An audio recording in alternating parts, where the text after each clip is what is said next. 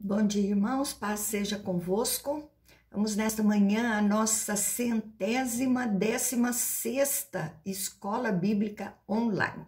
Estamos aí já há mais de 2 anos online falando desta palavra gloriosa, aprendendo dela, né? Aprendendo a andar com Jesus, conhecendo mais o ministério de Jesus, aquele que veio para nos salvar. Amém?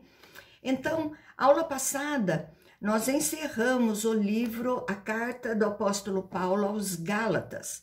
E agora nós vamos começar a carta do apóstolo Paulo aos Efésios. Ele escreve para a igreja de Éfeso.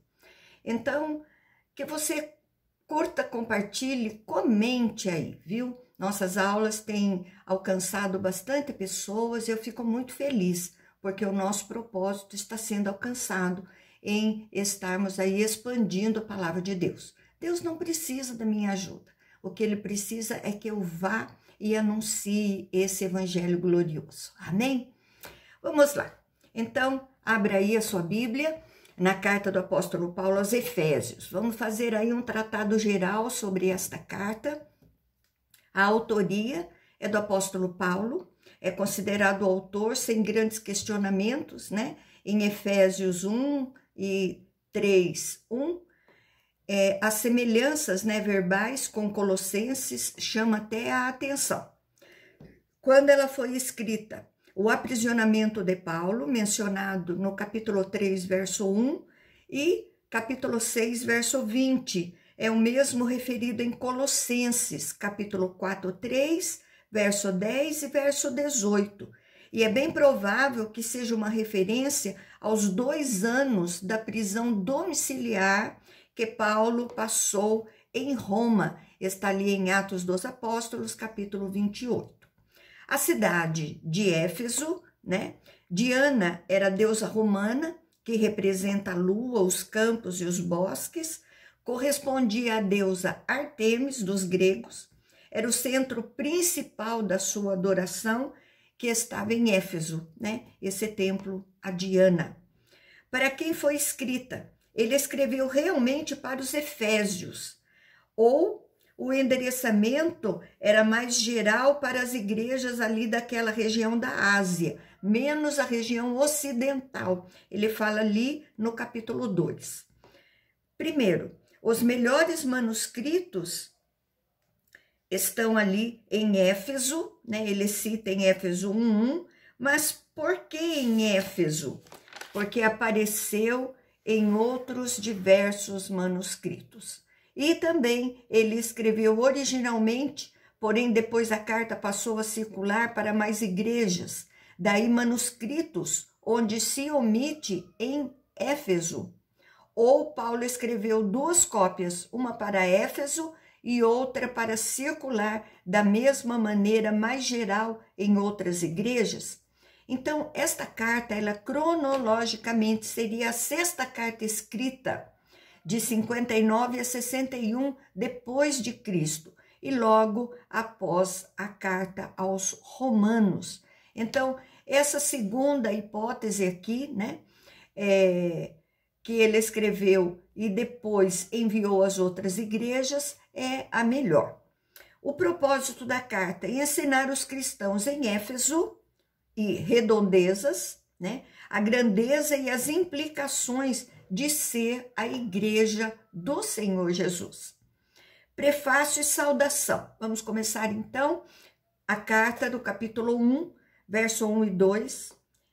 Paulo, apóstolo de Cristo Jesus, por vontade de Deus, aos santos que vivem em Éfeso e fiéis em Cristo Jesus, graça a vós outros e paz da parte de Deus, nosso Pai e do Senhor Jesus Cristo. Então Paulo se apresenta, né? Traz aqui em Éfeso aos irmãos e fiéis, né? Ela tinha status de igreja fiel a Jesus, e Paulo deseja que Deus derrame amplas bênçãos sobre a vida deles. Agora, Paulo vai falar da bênção de Cristo, autor da nossa redenção. Verso 3 e 4, bendito bendito o Deus e Pai de nosso Senhor Jesus Cristo, que nos tem abençoado com toda sorte de bênção espirituais nas regiões celestiais em Cristo, assim como nos escolheu nele antes da fundação do mundo, para sermos santos e irrepreensíveis perante ele e em amor. Então, bendito quer dizer abençoado, né? Seja grandioso. Nós temos aqui algo maior do que bênção material. Paulo fala de grande quantidade de bênção que Deus nos deu e vão além de bênçãos materiais, partem do céu para nós através de Cristo, a nossa salvação. E Paulo mostra o plano de Deus que acontece antes da nossa própria vida, assim como ele nos elegeu, a eleição de Cristo. Deus tinha um plano que acontece antes das coisas existirem. Indica o propósito desenhado antes de acontecer todas as coisas. A obra é completa, uma obra organizada e presidida pelo próprio Deus, a nossa salvação. Então existe uma escolha com o objetivo de sermos separados, consagrados e santificados. Versos 5 e 6. E em amor nos predestinou para ele, para a adoção de filhos por meio de Jesus Cristo, segundo o beneplácito da sua vontade, para louvor da glória da sua graça, que ele nos concedeu gratuitamente no amado. Então, ele predestinou. Aqui causa muita confusão, briga, porque temos dois grupos, armenianos e calvinistas, que são marcados de antemão. Eleição, nós somos escolhidos e por causa do amor de Deus, ele nos marcou. Primeiro grupo, todo mundo está condenado, nenhum ser humano, por causa do pecado, tem merecimento de ser salvo. Então, Deus escolheu alguns para serem salvos, predestinou essas pessoas e no futuro levou fé e a essas pessoas, fazendo-as crer. Então, não tem cooperação das pessoas. E o segundo grupo, Deus viu no futuro que a pessoa iria crer. Então, ele a predestinou. Aqui teria a cooperação da pessoa para que crescer. Qualquer uma das duas, existe uma obra de Deus que ele faz no coração do ser humano. Nós somos adotados, passados de criaturas para filhos, com direitos de filhos de sangue por meio de Jesus Cristo. E para fazer isso acontecer, né? Beneplácito, ele tem um bom propósito. Então, os eleitos de Deus foram chamados, passaram a ser filhos de Deus por meio de Jesus, segundo a boa vontade de Deus, para glorificar a Deus pelo que ele fez de graça em Cristo Jesus pela fé. Então eu quero chamar aqui a sua atenção para algo.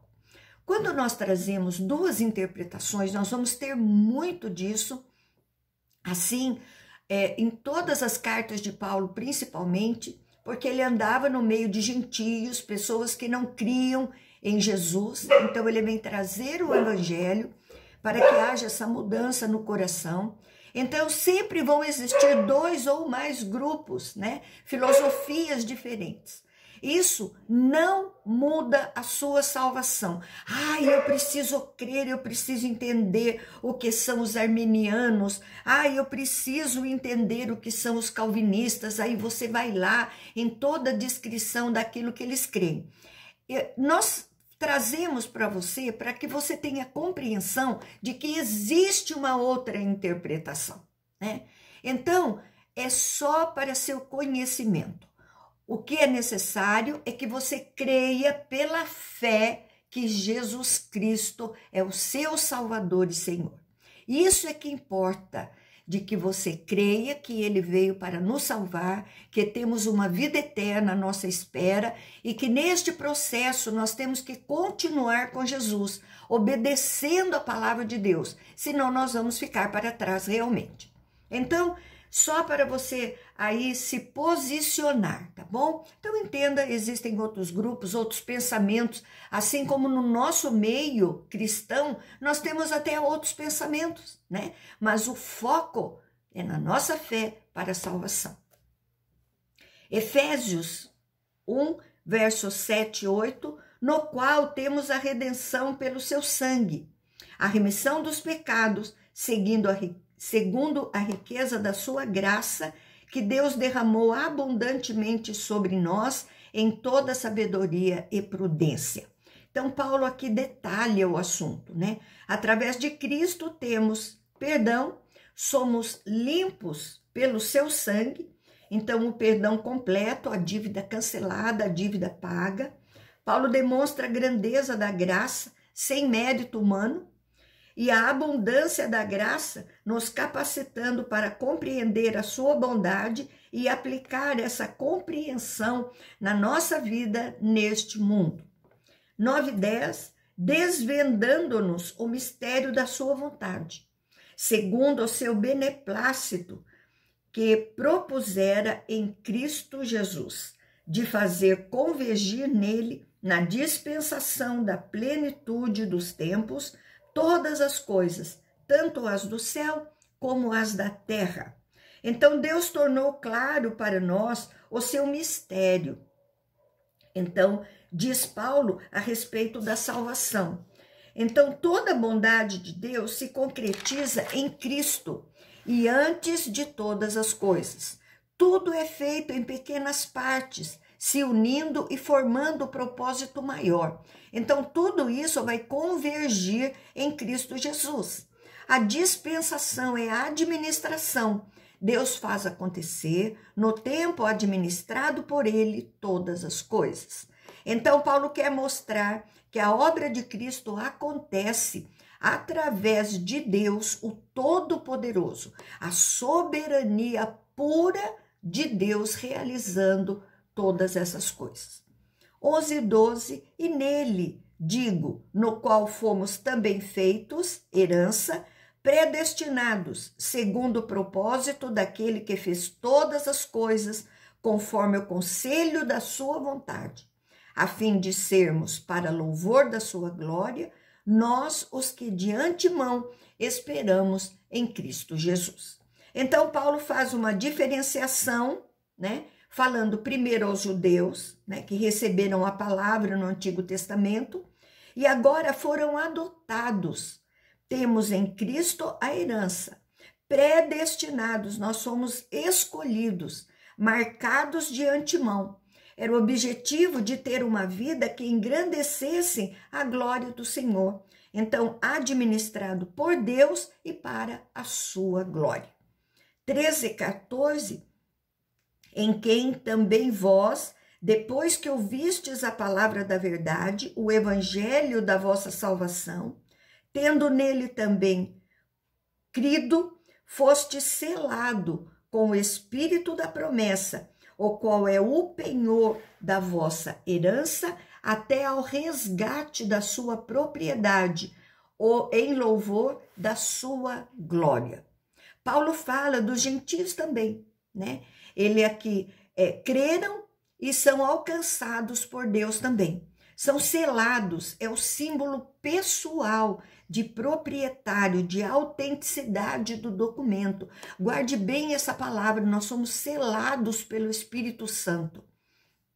O crente crê, recebe o evangelho, crê e passa a ser selado pelo Espírito Santo. Então, nós estamos consolidados, passa a atuar nos servos de Deus, morar em nós. Isso é conversão. Então, o Espírito Santo é o pagamento parcial para servir de garantia que o pagamento total seria feito. Então, a garantia da nossa herança, da nossa salvação, o Espírito Santo está presente nos salvos no final. Então, Deus comprou um povo que era escravo e os resgatou para a sua glória. Então, Deus é o centro de todas as coisas. Olha que lindo, você foi comprado. Se alguém não liga para você, não ligue para ele, porque Deus pagou o preço por você. Olha a sua importância. Agora, Paulo vai orar pelos cristãos, pelos crentes. 15:16, por isso, também eu tendo ouvido da fé que há entre vós no Senhor Jesus e o amor para com todos os santos, não cesso de dar graças por vós, fazendo menção de vós nas minhas orações. Paulo orou por você. Olha que maravilha. Paulo dá os parabéns pela fé dos irmãos. O evangelho pregado surtiu propósito. Os efésios externaram a ação de Deus com o próximo, né? Paulo tem gratidão e intercede por eles. Verso 17 e 18, para que o Deus do nosso Senhor Jesus Cristo, Pai da glória, vos conceda espírito de sabedoria e de revelação no pleno conhecimento dele, iluminados os olhos do vosso coração, para saberdes qual é a esperança do seu chamamento, qual a riqueza da glória da sua herança nos santos. Então, a oração de Paulo ao Senhor que conduziu todas as coisas, que as coisas de Deus fossem compreendidas por eles e recebidas por eles, coração aberto a ter luz nele, e enxergar a vontade de Deus, o nosso chamado, abundância do que Deus preparou para nós. 19 e 20, e qual a suprema grandeza do seu poder para com os que cremos, segundo a eficácia da força do seu poder, o qual exerceu ele em Cristo, ressuscitando-o dentre os mortos e fazendo-o sentar à sua direita nos lugares celestiais. Então, Paulo fala do poder de Deus, o não mérito humano, né, na salvação. O poder de Deus se manifesta naqueles que creem e se cumpre na cruz, ressuscitando a Jesus. Cristo passa a ser o modelo da nossa herança. Cristo é Deus, se humilhou, nasceu em forma humana, sem pecado, para morrer em nosso lugar como sacrifício, mas foi ressuscitado e exaltado por Deus e retornou à sua posição de autoridade, à destra de Deus Pai. Verso 21, acima de todo principado e potestade, poder e domínio, e de todo nome que se possa referir, não só no presente século, mas também no vindouro. Então, acima de poderes espirituais do mal, neste caso, Paulo fecha demonstrando qualquer poder, qualquer autoridade está debaixo de Cristo exaltado. 22 e 23, e por todas as coisas, debaixo dos pés, e para ser o cabeça sobre todas as coisas, o deu à igreja, a qual é o seu corpo, a plenitude daquele que a tudo enche em todas as coisas. Então, Paulo usa aqui o Salmo 8, 5 e 6, fala do ser humano e aplica Jesus. O último Adão supera, vence todas as coisas para ser a cabeça sobre todas as coisas, que conduz, e o foco é a igreja, o corpo. E Cristo atua através da igreja para que a obra de Cristo seja realizada. Então, Paulo aqui falou, né? Ele falou aqui até aqui das bênçãos em Cristo, né? E Paulo ora pelos cristãos, ora pelos crentes. Agora nós vamos falar do pecado para a salvação pela graça.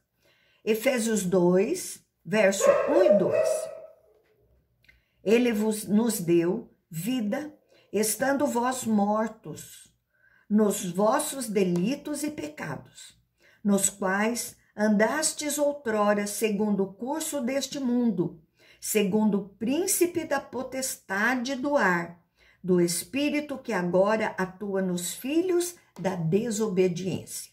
Então, Paulo traz para os Efésios Gênesis 2,17, O ser humano pecando, trazendo morte para si, né? Morto espiritualmente, andam sem Deus. São os desobedientes, andando pelo mundo e o maligno agindo nas suas vidas. 3 e 4, entre os quais também todos nós andamos outrora, segundo as inclinações da nossa carne, fazendo a vontade da carne e dos pensamentos, e éramos, por natureza, filhos da ira, como também os demais. Mas Deus, sendo rico em misericórdia, por causa do grande amor com que nos amou. Então, anteriormente, Paulo fala aos gentios, e agora ele inclui os judeus, né? Se incluindo também, Paulo era judeu. As condições, fala das condições antes de conhecer a Cristo. Então, o pecado indicando a contaminação do nosso ser. Demais, ele quer dizer, né? São os gentios inclusos aqui, e todos pecaram, judeus e gentios. Então, houve uma intervenção de Deus em toda essa condição humana. Era a nossa condição, né? E a misericórdia de Deus, por causa do seu amor, é que nos alcançou, assim como alcançou judeus e gentios daquela época. 5 e 6, e estando nós mortos em nossos delitos, nos deu vida juntamente com Cristo. Pela graça sois salvos, e juntamente com ele nos ressuscitou e nos fez assentar nos lugares celestiais em Cristo Jesus. Então, Paulo relembra a nossa condição e nos deu vida, transformação de alguém que estava morto e nos deu vida eterna. A vitória de Cristo é a vitória dos servos de Cristo, porque esta vida vem através de Jesus. Somos salvos pelo favor imerecido de Deus por nós. E neste caso, vida, pois não fizemos nada para merecer esta vida. Pela fé, pela graça. 7 e 8, para mostrar nos séculos vindouros a suprema riqueza da sua graça em bondade para conosco, em Cristo Jesus. Porque pela graça sois salvos, mediante a fé, e isto não vem de vós, é dom de Deus. Então Deus realizou uma obra grandiosa no ser humano, tanto gentios como judeus, na vida destes servos que foram alcançados, mostrariam a riqueza derramada sobre eles. Então, a plenitude da grandeza de Deus. As pessoas recebem a graça pela fé, não por nossos méritos. Então, a capacidade de crer nos foi dada por Deus na morte, né? Tira a morte e faz com que o chamado da salvação, a obra de Cristo na vida do salvo, seja realizada. Deixa eu dar um parênteses aqui, desculpe. Eu gravo os vídeos de manhã e aí os cachorros fazem uma festa, né? As minhas meninas, elas não deixam de comparecer, sinal que estão ouvindo também a palavra de Deus. Verso 9 e 10, não de obras, para que ninguém se glorie, pois somos feitura dele, criados em Cristo Jesus para boas obras, as quais Deus de antemão preparou para que andássemos nelas. Então, salvação, transformação da morte para a vida, eu não posso por mim mesma fazer isso, para não ser glória pessoal de mim mesma, orgulhoso, né? Tudo é para a glória de Deus. Nós fomos criados de novo. Boas obras não salvam, mas somos salvos para fazermos as boas obras. Então, nós vamos dar frutos. E essas boas obras têm o propósito e missão de Deus para a salvação. É pleno, é um chamado, né, que foi preparado para pelo propósito de Deus. Agora, Paulo vai falar, os judeus e os gentios são unidos pela cruz, né? Estamos todos enraizados naquela cruz. Os judeus consideravam os gentios como um povo que não pudessem conhecer a Deus. Era um povo condenado, né? Condenado pelos seus pecados. Verso 11 e 12, portanto, lembrai-vos de que outrora vós gentios na carne, chamados incircuncisão por aqueles que se intitulam circuncisos na carne, por mãos humanas, naquele tempo estáveis sem Cristo, separados da comunidade de Israel e estranhos às alianças da promessa, não tendo esperança sem Deus no mundo. Então, Paulo agora tira conclusões da obra de Cristo para aqueles que estavam mortos. Então, judeus mais gentios, gentios na carne, antes de Cristo dar vida aos efésios distante do Senhor. Os judeus, o povo da aliança, né? Chamavam os gentios de incircuncisos, não tinham a marca e não faziam parte do povo de Deus. Então, Paulo deixa claro que a circuncisão era apenas um sinal por mãos humanas. Fala aos gentios que antes não tinham a Cristo, não faziam parte do povo de Deus. As vidas eram perdidas sem conhecimento de Deus. Amém? Vamos parar por aqui. Paulo entra aqui, né, num estudo mais aprofundado sobre salvação. Espero que você tenha aí gostado, curta, compartilhe, comente, como eu disse, é muito bom ouvir o que você está achando. Não deixe de assistir este vídeo, faz parte da sua vida cristã, aprender a Jesus. Amém? Então tenha aí um excelente domingo, juntamente com a sua família, mas também juntamente com Jesus. Amém? Então fique com Deus, até a próxima aula, se assim o Senhor permitir, e um beijo grande aí no seu coração.